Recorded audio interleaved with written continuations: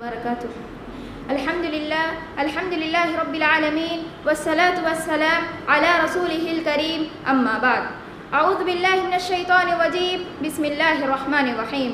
لقد كان لكم في رسول الله أسوة حسنة.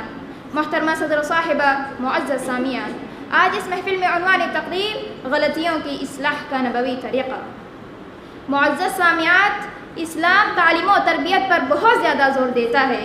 چنانچہ آپ صلی اللہ علیہ وسلم کی بعثت کا مقصد قرآن کریم نے تعلیم و تربیت کو اہم ترین مقصد قرار دیا ہے. قرآن اعلان کرتا ہے هو الذی بعث فی الأمیین رسولا منہم یتلو علیہم آیاتہ ویزکیہم ویعلمہم الکتاب والحکمہ. معزز سامعات، آپ صلی اللہ علیہ وسلم کی مثالی تعلیم و تربیت میں سے ایک غلطیوں کی اصلاح کی بھی تھی. آپ صلی اللہ علیہ وسلم غلطیوں کی اصلاح اس طرح سے کرتے تھے کہ غلطی کرنے والے کو اپنی غلطی کا احساس ہو جاتا اور دل کو بھی ٹھیس نہیں پہنچتا. بطور دلیل میں چند اہم نمونوں کی طرف اشارہ کروں گی. پہلا، براہ راست مخاطب کرنے کے بجائے آپ صلی اللہ علیہ وسلم عمومی الفاظ پر اتفاق کرتے تھے. یعنی آپ صلی اللہ علیہ وسلم براہ راست کسی پر تنقید نہیں کرتے جس سے سامنے والے کی دل آزاری ہو، بلکہ ما بال اقوام پر اتفاق کرتے. جیسا کہ حضرت انس بن مالک رضی اللہ تعالی عنہ سے روایت ہے کہ رسول اللہ صلی اللہ علیہ وسلم نے فرمایا، کیا بات ہے لوگ نماز میں اوپر آسمان کی طرف سر اٹھاتے ہیں، وہ ضرور بضرور اس حرکت سے باز آ جائیں ورنہ ان کی آنکھیں چھین لی جائیں گی. آپ صلی اللہ علیہ وسلم کی اس تعلیم و تربیت نے تنبیہ کے ساتھ غلطی کرنے والے حضرات کو شرمندگی سے بھی بچا لیا اور ان کا بھی فائدہ ہوا اور دوسرے لوگوں کا بھی. دوسرا، حکمت و دانائی کو اپنانا. آپ صلی اللہ علیہ وسلم جب صحابہ میں سے کسی کو غلطی پر دیکھتے تو اصلاح کے لیے حکمت و دانائی کا پہلو اپناتے. آپ صلی اللہ علیہ وسلم ڈانٹ ڈپٹ کے بجائے نرمی کا سلوک اختیار کرتے. شاعر کہتا ہے، ایک پتھر کی بھی تقدیر سنور سکتی ہے، ایک پتھر کی بھی تقدیر سنور سکتی ہے، شرط یہ ہے کہ قرینہ پایا جائے.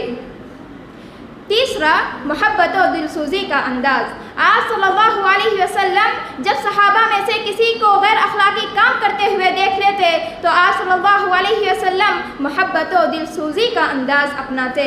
جیسا کہ حضرت عمرو بن سہیل رضی اللہ تعالی عنہ کا واقعہ ہے کہ وہ ایک مرتبہ آپ صلی اللہ علیہ وسلم کے ساتھ کھانے پر تشریف فرما تھے تو وہ برتن میں کبھی یہاں سے لیتے تو کبھی وہاں سے لیتے. آپ صلی اللہ علیہ وسلم یہ دیکھ کر ہنس پڑے اور پیار بھرے انداز سے فرمایا، پہلے کسی ایک طرف سے کھاؤ. چوتھا، مزاج اور نفسیات کا خیال کرنا. آپ صلی اللہ علیہ وسلم ماہر نفسیات تھے. آپ صلی اللہ علیہ وسلم ماہر نفسیات تھے. گفتگو، مزاج، ہر چیز میں آپ صلی اللہ علیہ وسلم لوگوں کے نفسیات کا پورا خیال رکھتے تھے. آپ صلی اللہ علیہ وسلم نے فرمایا، انزل الناس منازلہم، لوگوں کے ساتھ ان کی طبیعتوں کا لحاظ رکھتے ہوئے ان سے معاملہ کرو. ایک مرتبہ آپ صلی اللہ علیہ وسلم کی خدمت میں ایک شخص حاضر ہوا اور عرض کیا، اے اللہ کے رسول، مجھے کچھ نصیحت کیجئے. تو آپ صلی اللہ علیہ وسلم نے فرمایا، تم غصہ مت کرو. اس نے کئی مرتبہ سوال کیا. آپ صلی اللہ علیہ وسلم نے ایک ہی جواب دیا، تم غصہ مت کرو، اس لیے کہ اس کے اندر یہی صفت موجود تھی. پانچواں، بڑی غلطی پر بائیکاٹ کرنا.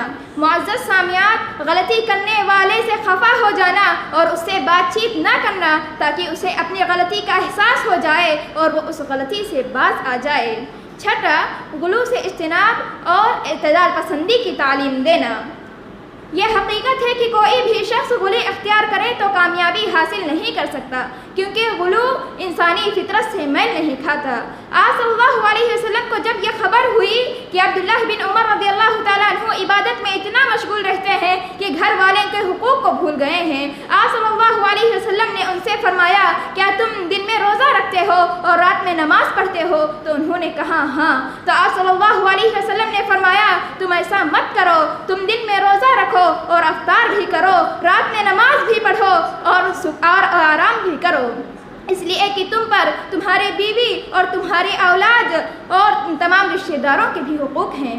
خلاصہ کلام یہ ہے کہ آپ صلی اللہ علیہ وسلم غلطیوں کی اصلاح انہی طریقوں سے کیا کرتے تھے۔ اگر ہم کسی کی غلطی کی اصلاح کرنا چاہتے ہیں تو آپ صلی اللہ علیہ وسلم کے طریقے کو اپنائیں، اس لیے کہ آپ صلی اللہ علیہ وسلم ہمارے لیے اسوہ حسنہ ہیں، جیسا کہ قرآن اعلان کرتا ہے لَقَدْ كَانَ لَكُمْ فِي رَسُولِ اللَّهِ أُسْوَةٌ حَسَنَةٌ۔ آخر میں دعا ہے کہ اللہ تعالی ہم تمام کو نبی صلی اللہ علیہ وسلم جیسے زندگی گزارے ان کے مطابق عمل کرنے کی توفیق دے، آمین۔ السلام علیکم ورحمۃ اللہ وبرکاتہ۔